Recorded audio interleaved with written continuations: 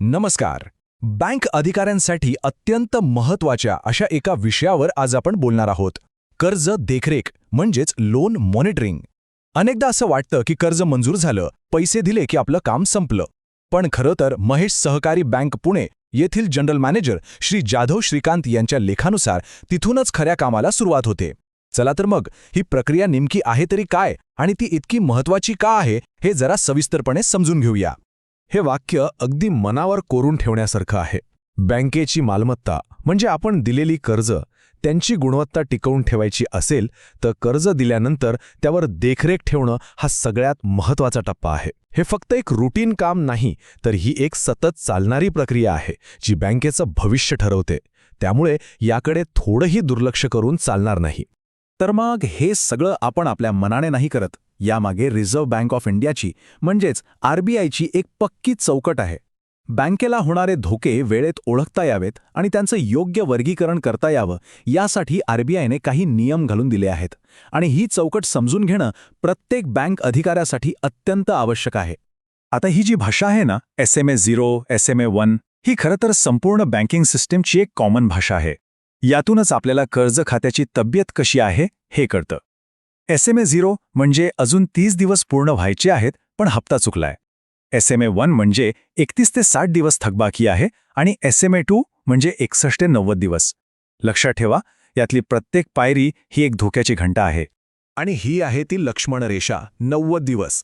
एकदा का एखादं कर्ज खातं ही 90 दिवसांची मर्यादा ओलांडतं की ते अधिकृतपणे नॉन परफॉर्मिंग ॲसेट म्हणजेच NPA म्हणून जाहीर होतं. आणि एकदा का NPAचा शिक्का लागला की मग कर्जदारासाठी आणि बँकेसाठी सुद्धा परिस्थिती खूपच गंभीर बनते. त्यामुळे 90 दिवसांपर्यंत वाट पाहण्यात काहीच शहाणपण नाही. आणि म्हणूनच सगळ्यात महत्त्वाचा नियम हा आहे की वाट पाहत बसायचं नाही. आरबीआयच्या मार्गदर्शक तत्वांनुसार एखादं खातं SMA 0 मध्ये गेलं म्हणजे हप्ता चुकल्याच्या पहिल्या दिवसापासूनच त्यावर त्वरित उपाययोजना करणं बंधनकारक आहे. यालाच करेक्टिव्ह ॲक्शन प्लॅन म्हणतात. म्हणजे सुरुवातीलाच जर लक्ष दिलं तर पुढे होणारी मोठी जोखीम आपण सहज टाळू शकतो. बरं, मग हे सगळं कागदावर ठीक आहे, पण रोजच्या कामात नक्की करायचं काय? म्हणजे प्रभावी कर्ज देखरेखीसाठी प्रत्यक्ष कोणती पावलं उचलायला हवीत ते आता आपण पाहूया. हे 5 उपक्रम म्हणजे बँक अधिकाऱ्याचं ब्रह्मास्त्रच आहे. खात्यातली उलाढाल व्यवस्थित आहे का? स्टॉक स्टेटमेंट वेळेवर येत आहे का? कंपनीचा नफा तोटा कसा आहे? हे सगळं तपासणं गरजेचं आहे. पण फक्त कागदपत्र बघून भागत नाही. प्रत्यक्ष कंपनीच्या ठिकाणी किंवा फॅक्टरीला भेट देऊन सगळं आलबेल आहे की नाही हे पाहणंही तितकंच महत्त्वाचं आहे. आता आपण जरा डिटेक्टिव्हच्या भूमिकेत जाऊया. अर्ली वॉर्निंग सिग्नल्स म्हणजेच धोक्याचे सुरुवातीचे इशारे ओळखायला शिकूया.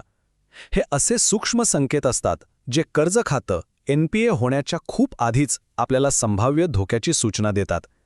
आणि एक हुशार अधिकारी हे संकेत कधीच दुर्लक्षित करत नाही. हे आहेत पहिले आणि सगळ्यात स्पष्ट संकेत म्हणजे आर्थिक संकेत. जर कर्जदाराचा EMI किंवा व्याज वेळेवर येत नसेल, त्याचे चेकसारखे परत जात असतील किंवा तो फायनान्शियल स्टेटमेंट द्यायला टाळाटाळ करत असेल तर समजून जा की कुठेतरी पाणी मुरतंय. हे त्याच्या कॅश फ्लोमधल्या अडचणींचे थेट निर्देशक असतात. काही संकेत हे थेट पैशांशी संबंधित नसतात, पण ते कर्जदाराच्या व्यवसायातल्या खोलवरच्या समस्या दाखवतात. समजा कंपनीचा एखादा मोठा ग्राहक तुटला किंवा बाजारात त्यांच्या उत्पादनाची मागणीच कमी झाली तर त्याचा परिणाम आज ना उद्या कर्जफेडीवर होणारच हे नक्की. कर्जदाराच्या कंपनीच्या आत काय चाललंय हे तर आपण पाहिलंच, पण बाहेरच्या जगात त्याची पत कशी आहे हे पाहणंही तितकंच महत्त्वाचं आहे. जर सिबिल रिपोर्ट खराब असेल किंवा दुसऱ्या बँकेत त्याचं खातं अडचणीत असल्याची माहिती मिळाली तर आपणही वेळीच सावध व्हायला हवा. ह्या सगळ्यामध्ये बँक अधिकाऱ्याची भूमिका खूप मोठी आहे. आपण फक्त कर्ज देणारे नाही तर बँकेच्या मालमत्तेचे रक्षक आहोत. त्यामुळे ही जबाबदारी किती गांभीर्याने पार पाडली जाते यावर बँकेचं आणि आपल्या स्वतःचं व्यावसायिक भविष्य अवलंबून असतं. इथे 2 गोष्टी स्पष्ट दिसतायत. एकीकडे आहे सतर्कता, ज्यामुळे कर्जदार आणि बँक दोघांचंही हित जपलं जातं, आणि दुसरीकडे आहे निष्काळजीपणा, ज्याचे परिणाम खूपच गंभीर असू शकतात. यामध्ये फक्त बँकेवर दंड लागतो असं नाही, तर संबंधित अधिकाऱ्यावर विभागीय कारवाई होऊ शकते.